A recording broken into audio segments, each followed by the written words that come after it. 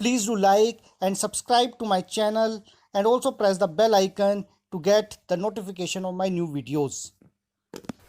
Hello दोस्तों, myself doctor Abhishek Maheshwari. तो आज हम डिस्कस करेंगे इस समय का सबसे important topic, the impact of कोविड-19 या corona virus on Indian economy. यानी इस कोरोना वायरस डिजीज का, इस पेंडेमिक का इंडियन इकोनॉमी के किस किस सेक्टर पे क्या क्या फ़र्क हुआ है। तो जो आज की वीडियो में हम डिस्कस करेंगे, नंबर 1 मोस्ट अफेक्टेड सेक्टर्स, यानी वो इंडस्ट्रीज जो सबसे ज़्यादा बैडली अफेक्ट हुई हैं। नंबर 2 स्ट्रॉन्ग सेक्टर्स, वो इंडस्ट्रीज जो या तो कम इफेक्ट हुई हैं या कुछ ऐसे एरियाज जो कि इन फ्यूचर बहुत अच्छा परफॉर्म करेंगे। इंडियन गवर्नमेंट ने क्या क्या मेजर्स लिए हैं इकोनॉमी को बचाने के लिए, और साथ ही साथ सबसे इंपॉर्टेंट क्वेश्चन कि ये रेसेशन कब एंड होगा, ये कब खत्म होगा। तो पूरा कॉन्सेप्ट समझने के लिए इस वीडियो को आप एंड तक देखिए। इंटरनेशनल मॉनेटरी फंड आईएमएफ कहता है कि ऑल ओवर द ग्लोब सारी इकोनॉमिक्स को मिला करके इस ईयर में $9 ट्रिलियन की जो जीडीपी है वो डाउन हो जाएगी। RBI refuses to give the growth projections. Indian central bank ने इन फ्यूचर ग्रोथ प्रोजेक्शन क्या होगी ये बताने से भी रिफ्यूज कर दिया है। क्यों? क्योंकि अभी ये पता नहीं कि लॉकडाउन कितना चलेगा, कितने फेजेस में चलेगा। अगर आज इकोनॉमी खोली भी जाती है तो कितने दिन तक ये सस्टेन कर पाएगी इस तरह की पेंडेमिक सिचुएशन के अंदर। हो सकता है 30 डेज खोलने के बाद में फिर आपको 1 वीक या 2 वीक का फिर इसको लॉकडाउन करना पड़े। तो मोर लॉकडाउन मोर इम्पैक्ट, इस वजह से आरबीआई ने फिलहाल मना कर दिया है। मूडीज ने कहा है कि इंडियन जीडीपी की जो रफ्तार होगी वो 2.5% होगी। गोल्डमैन सैक्स ने कहा है 1.6% होगी। और unemployment rate is at 45 years high this time, यानी पिछले 45 सालों में इतना हाई कभी नहीं हुआ अनएम्प्लॉयमेंट का रेट इंडिया में जितना इस समय है। वाई रेसेशन क्यों आता है? देखिए, जब इकोनॉमी लॉकडाउन में जाती है, जब इकोनॉमी के अंदर सब कुछ बंद हो जाता है, प्रोडक्शन बंद हो जाता है, सर्विसेज बंद हो जाती हैं, तो ऐसे में कहीं ना कहीं जो बिजनेसमैन हैं उनकी क्योंकि सेल्स नहीं हो रही तो उनके प्रॉफिट्स खत्म हो जाते हैं और वो लॉसेज में जाना स्टार्ट हो जाते हैं।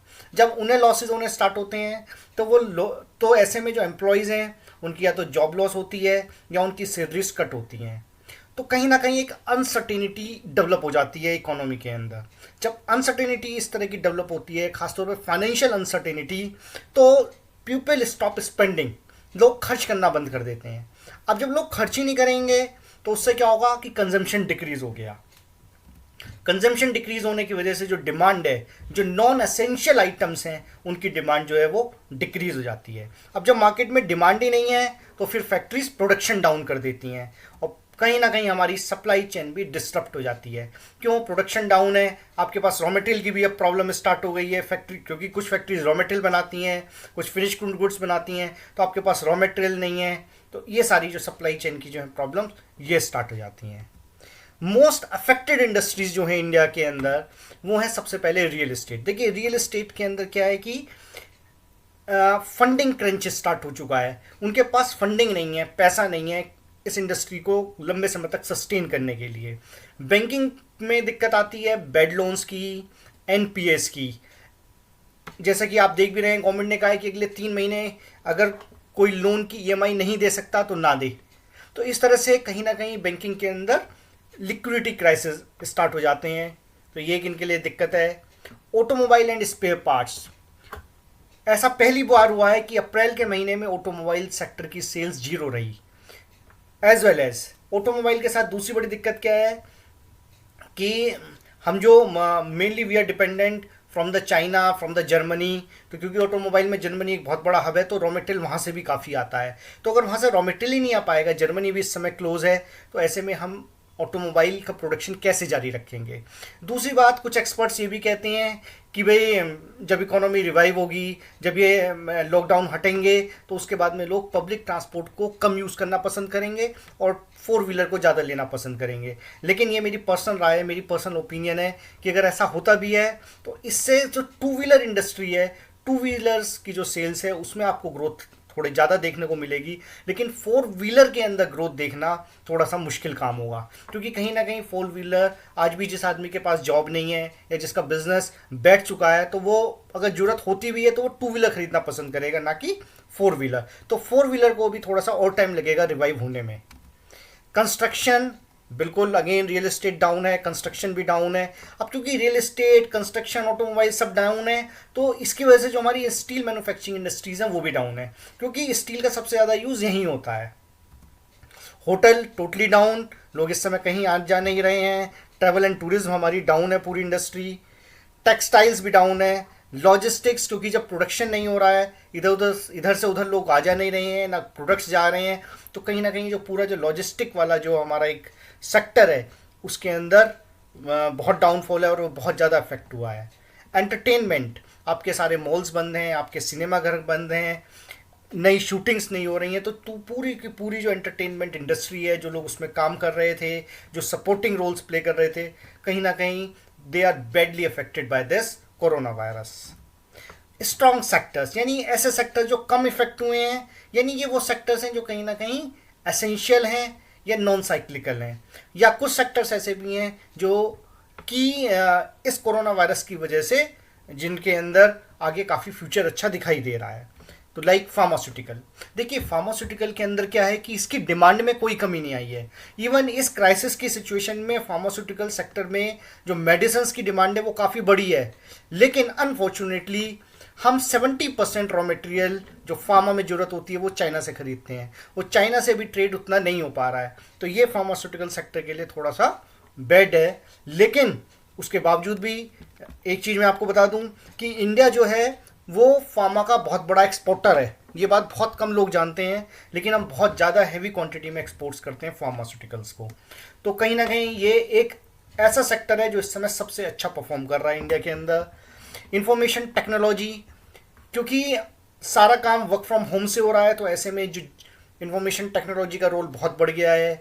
जूम है, गूगल मीट है, ऑनलाइन गेमिंग है, उनकी डिमांड बहुत ज़्यादा बढ़ गई है, तो IT sector is doing well and it will do well. Education, पूरा का पूरा जो एजुकेशन सिस्टम है वो ऑनलाइन आ गया है, एज वेल एज एजुकेशन जो एक नेसेसिटी में ही आता है। तो कोई भी जो पेरेंट हैं वो अपने बच्चों को, ऐसा नहीं है कि स्कूल जाना बंद करा देंगे उनका। तो एजुकेशन एक नॉन साइक्लिकल इंडस्ट्री है जो हमेशा चलती रहती है। टेलीकॉम, अब क्योंकि आईटी और एजुकेशन, क्योंकि ऑनलाइन चीज़ें ज़्यादा बढ़ गई हैं, एजुकेशन भी आजकल ऑनलाइन हो रही है, तो उससे टेलीकॉम सेक्टर को बहुत बेनिफिट हुआ है, क्योंकि इससे इंटरनेट की डिमांड बढ़ गई है। इंटरनेट की डिमांड बढ़ने से, डेटा की डिमांड बढ़ने से telecom industry is performing well. As well as इस महामारी की वजह से मेडिकल इंश्योरेंस और लाइफ इंश्योरेंस की डिमांड बढ़ गई है, तो इस इंडस्ट्री को आगे फ़ायदा मिलेगा। FMCG, fast moving consumer goods, देखिए दो तरह के होते हैं, एक होते हैं एसेंशियल और एक होते हैं लग्जरी। अगर हम एफएमसीजी के अंदर बात करें तो जो हमारे एसेंशियल गुड्स हैं, एसेंशियल गुड्स के अंदर क्या होता है कि इनकी जो डिमांड होती है वो वी शेप होती है। वी शेप मतलब कि अगर इकोनॉमी के डाउनफॉल की वजह से इनकी डिमांड कम हो भी गई तो भी ये बहुत तेज़ी से ऐसे ही अप हो जाएगी जैसे इकोनॉमी थोड़ा सा रिवाइव करेगी, क्योंकि ये इंपॉर्टेंट एसेंशियल गुड्स हैं। और एफएमसीजी में जो लग्जरी गुड्स हैं, जैसे कि चॉकलेट्स हो गई, बहुत महंगे शैम्पूज़ हो गए, इनकी जो डिमांड होती है, इनका जो कर्व होता है वो थोड़ा सा यू शेप होता है। यानी जब इकोनॉमी रिवाइव करेगी तो ये रिवाइव करेंगे, but they will take some more time. But FMCG में कहीं ना कहीं एसेंशियल वाला जो पार्ट है वो अपना काम करता रहेगा। ई कॉमर्स, मार्केट बंद होने की वजह से अभी सारे मार्केट्स खुले नहीं हैं, पूरी तरीके से नहीं खुले हैं, तो ऐसे में जो ऑनलाइन ई कॉमर्स कंपनीज़ हैं they are doing very well, उनके लिए बहुत अच्छे इस समय अपॉर्चुनिटीज़ हैं। Data science, machine learning, automation, इन सब का आगे बहुत अच्छा फ्यूचर है। धीरे धीरे रोबोटिक्स और ये सब चलेगा। तो ये वो सेक्टर्स हैं जो इस कोरोना वायरस के अंदर की सिचुएशन के अंदर या इसके बाद भी दे विल परफॉर्म बेटर। अब गवर्नमेंट कंट्री को इस सिचुएशन से अपनी इकोनॉमी को बचाने के लिए क्या क्या उसने मेजर्स लिए हैं, तो गवर्नमेंट ने जो मेजर्स लिए हैं उन्हें हम देखते हैं। जैसे number 1, relax dates for filing tax returns, तो गवर्नमेंट ने अपनी डेट्स बढ़ाई हैं, चाहे वो जीएसटी की हों, चाहे वो कॉर्पोरेट टैक्स हों, चाहे वो इनकम टैक्स हों, तो उन सब की डेट्स को बढ़ा दिया गया है। रिफंड को फास्ट कर दिया गया है ताकि लोगों के पास लिक्विडिटी पहुंचे, पैसा पहुंचे और वो आगे फिर उससे कंजम्पशन और डिमांड क्रिएट हो। बेल आउट पैकेजेस लेके आई है गवर्नमेंट अलग अलग सेक्टर्स के लिए। ताकि उन सेक्टर्स को बचाया जा सके। सप्लाई चेन, देखिए इंडिया के अंदर क्या है कि अलग अलग जो स्टेट्स हैं, कभी किसी स्टेट ने अपनी बाउंड्री क्लोज कर दी है, कभी किसी ने क्लोज कर दी है, तो गवर्नमेंट कहीं ना कहीं उस सप्लाई चेन को रीअरेंज करने की कोशिश कर रही है कि जो मूवमेंट ऑफ प्रोडक्ट्स है, मूवमेंट ऑफ गुड्स है, मूवमेंट ऑफ सर्विसेज है, वो चलता रहे, वो रुके ना। RBI is planning to provide sufficient liquidity to financial institutions, चाहे वो बैंक्स हों, चाहे वो हमारे नॉन बैंकिंग फाइनेंशियल इंस्टीट्यूशंस हो। तो RBI चाह रहा है कि सबके पास प्रॉपर सफिशिएंट लिक्विडिटी हो, सो डैट कि आगे लोन्स देने में और लेने में कोई दिक्कत ना आए। और easy loans to mini small and medium enterprises, क्योंकि ये वो सेक्टर है जो सबसे ज़्यादा अफेक्ट हुआ है, जो हमारे छोटे व्यापारी हैं, जो हमारे छोटे छोटे बिजनेसमैन हैं, जो या तो सिंगल अपना बिजनेस चलाते थे या बहुत छोटा एक दो जनों का स्टाफ रखा करते थे। तो उनके अगर बिजनेस 3-3 4-4 महीने बंद रहेंगे तो उनकी सारी सेविंग्स खत्म हो गई हैं, पैसा फंस चुका है, तो उन्हें इजी लोन गवर्नमेंट प्रोवाइड करने की तैयारी कर रही है। Direct cash transfer to poor और नीडेड पीपल, तो उनको डायरेक्ट कैश ट्रांसफ़र गवर्नमेंट ने किया है, सो डैट कि कहीं ना कहीं उनका कंजम्पशन चलता रहे, वो कंपनी जो लिविंग है उसको चलाते रहें, और कहीं ना कहीं एक थोड़ी बहुत डिमांड मार्केट के अंदर बनी रहे। नाउ द सबसे बड़ा क्वेश्चन आज का, व्हेन विल रिसेशन एंड। देखिए इकोनॉमिस्ट तो ये भी कहते हैं कि ये जो रिसेशन इस समय चल रहा है, ये 1930 का जो ग्रेट डिप्रेशन था या 2008 का जो रिसेशन था उससे भी बड़ा रिसेशन है।